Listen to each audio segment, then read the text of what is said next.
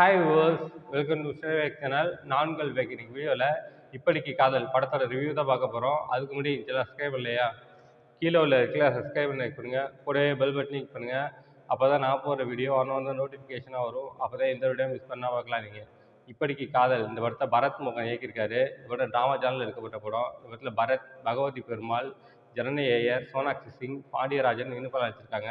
இந்த படம் ஆஹா ஓடிடி பிளாட்ஃபார்மில் அவைலபிளாக இருக்குது. செக் பண்ணி பாருங்கள். இப்போ அங்கே இந்த படத்தோட கதை என்னன்னு பார்ப்போம். இந்த படத்தோட கதையை பார்த்தோம்னாக்கா, படம் ஸ்டார்டிங்கில் பரத்துக்கும் ஜனனி ஐயருக்கும் கல்யாணம் நடக்குது.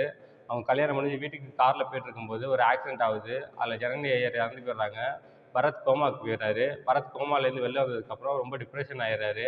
அதனால் பரத்தோட ஃப்ரெண்ட் பக்ஸ் என்ன பண்ணுறாருனாக்கா, நான் என் கூட கூட்டிகிட்டு போகிறேன்னு சொல்லி சென்னைக்கு அழைச்சிட்டு வந்துடுறாரு. ஒரே அப்பார்ட்மெண்ட்டில் வேறு வேறு ஃப்ளாட்டில் குடியிருக்காங்க பரத்தும் பக்ஸும்.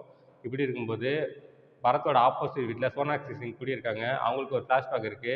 அவங்களோட ப்ரைவேட் வீடியோஸை அவங்க பாய் ஃப்ரெண்ட் நெட்டில் லீக் பண்ணிடுறாங்க. அதனால் அவங்க ரொம்ப டிப்ரெஷனில் இருக்காங்க. இப்படி இருக்கும்போது பரத்தும் சோனாக்ஷி சிங்கும் மீட் பண்ணிக்கிறாங்க, பேசிக்கிறாங்க, லவ் பண்ண ஸ்டார்ட் பண்ண ஆரம்பிக்கிறாங்க. இப்படி இருக்கும்போது லவ் பண்ணிட்டு இருக்கும்போது பரத்துக்கு ஜனனியை ஞாபகம் படுத்துகிற மாதிரி சில இன்சிடென்ட் நடக்குது. அதில் அவர் டோட்டலாக டைவர்ட் ஆயிடுறாரு. இதுக்கப்புறம் அதுலேருந்து மீண்டு வெளில வந்தாரா, சோனாக்ஷி சிங்கை கல்யாணம் பண்ணாரா, இதுக்கப்புறம் இந்த சுவாரஸ்யமான விஷயங்கள் தான் படத்தோட மொத்த கதையே.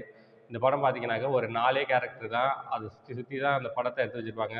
ஒன்று அந்த ஃப்ளாட்டில் ஒரு சீனாக இருக்கும். அப்படி இல்லைன்னா பரத் வேலை செய்கிற ஆஃபீஸராக இருக்கணும்.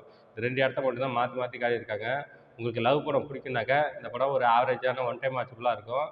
எனக்கு லவ்வெல்லாம் பிடிக்காதுனாக்கா இந்த படம் கண்டிப்பாக ஒரு மொக்கையாக தான் இருக்கும். தயவுசெய்து பார்க்காதீங்க. பார்க்காததும் உங்கள் விருப்பம். இந்த படத்தோட பாசிட்டிவ்னு பார்த்தோம்னாக்கா சினிமாட்டோகிராஃபி ஒவ்வொரு ஃப்ரேமும் சூப்பராக எடுத்திருக்காங்க. பார்க்குறதுக்கு ரொம்ப டீசெண்டாக இருக்குது, ஒர்த்தாக இருக்குது. இது பார்த்த செகண்ட் பாசிட்டிவ்னா பெர்ஃபார்மன்ஸ் தான். இந்த படத்தில் பெர்ஃபார்மன்ஸ் ரொம்ப நீட்டாக இருந்துச்சு. குறிப்பாக பரத்தோட ஆக்டிங் ரொம்ப நல்லா இருந்துச்சு. பரத்துக்கும் ஜனனி ஐயருக்கும் உள்ள அந்த கெமிஸ்ட்ரி, அந்த சீன்ஸ்லாம் ரொம்பவே நல்லா இருந்துச்சு. அடுத்து சோனாக்ஷி சிங்க்கும் பரத்துக்கும் உள்ள ரிலேஷன்ஷிப், அவங்களுக்குள்ள கெமிஸ்ட்ரி நல்லாவே இருந்துச்சு. அடுத்து ஜனனி ஐயர் படம் ஸ்டார்டிங்கில் வருவாங்க, அப்பப்போ படம் இடையில வருவாங்க. அவங்களுக்கு கொடுக்கப்பட்ட ரோலை ரொம்ப டீசெண்டாக பண்ணிட்டாங்க. அவங்களோட ஆக்டிங் ரொம்ப நல்லா இருந்துச்சு. அடுத்து சோனாக்ஷி சிங்க்கும் பரத்துக்கும் உள்ள கெமிஸ்ட்ரி ரொம்பவே நல்லா இருந்துச்சு. அவங்களுக்கும் ஒரு ஆக்டிங்கான ஸ்கோப் கிடச்சிருக்கு இந்த படத்தில். அவங்களோட ஆக்டிங்கும் ரொம்ப நல்லா இருந்துச்சு. அடுத்து பகவதி பெருமாள், பக்ஸ், அவரோட ஆக்டிங் ரொம்ப நல்லா இருந்துச்சு. பரத்துக்கு ஃப்ரெண்டாக ஆக்ட் பண்ணியிருப்பாரு. அவரோட ஆக்டிங் ரொம்பவே சூப்பராக இருந்துச்சு பார்க்குறதுக்கு. பரத்துக்கும் அந்த பகவதி பெருமாளுக்கும் உள்ள ஃப்ரெண்ட்ஷிப்பை வந்து ரொம்பவே நல்லா காட்டியிருக்காங்க. அதெல்லாம் பார்க்கும்போது டீசெண்டாக இருந்துச்சு. அடுத்து பாண்டியராஜன் இந்த படத்தில் கெஸ்ட் அப்பியரன்ஸ் மாதிரி வருவார், அப்பப்போ வருவார். அவருக்கு கொடுக்கப்பட்ட ரோலை ரொம்பவே நல்லா பண்ணிட்டாரு. இந்த படத்தில் தேர்ட் பாசிட்டிவ் அப்படின்னு பார்த்தோம்னாக்கா பேக்ரவுண்ட் ஸ்கோரிங் தான். இந்த படம் வந்து ஒரு லவ் ட்ராமா. அந்த படத்துக்கு ஏற்ற மாதிரி பேக்ரவுண்ட் ஸ்கோரிங் கொடுத்துருக்காங்க. ரொம்ப மைல்டாக சூப்பராக மெலோடியாக இருக்குது. பார்க்கும்போதும் கேட்கும்போதும் ரொம்ப நல்லா இருந்துச்சு பேக்ரவுண்ட் ஸ்கோரிங். அடுத்து இந்த படத்தோட நெகட்டிவ்னு பார்த்தோம்னாக்கா ஸ்லோனஸ் தான். இந்த படம் வந்து படத்தோட ரன் டைம் பார்த்தீங்கன்னா 1 hour 42 minutes தான். ஆனால் படம் ரொம்ப லென்த்தாக போகிற மாதிரி தோணும். படம் பார்க்கும்போது எப்படா படம் முடியும் அப்படின்னு இருக்கும். அதுதான் இந்த படத்தோட நெகட்டிவ். இந்த படத்தில் டெக்னிக்கல்ஸ் ரொம்பவே நல்லா பண்ணியிருக்காங்க. சினிமாட்டோகிராஃபி ரொம்பவே நல்லா பண்ணியிருக்காங்க.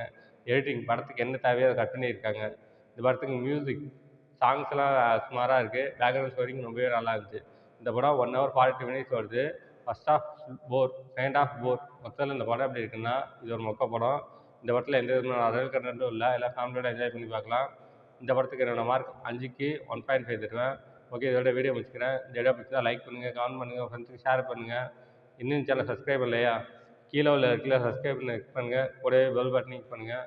அப்போ தான் நான் போகிற வீடியோ ஒன்று நோட்டிஃபிகேஷனாக வரும். அப்போ தான் எந்த வீடியோ மிஸ் பண்ணால் பார்க்கலாம். நீங்கள் கீழே டிஸ்கிரிப்ஷனில் சோஷியல் மீடியா லிங்க்ஸ்லாம் கொடுத்துருக்கேன். லைக் பண்ணுங்கள், கமெண்ட் பண்ணுங்கள், ஃபாலோ பண்ணுங்கள். தேங்க்ஸ் ஃபார் வாட்சிங்.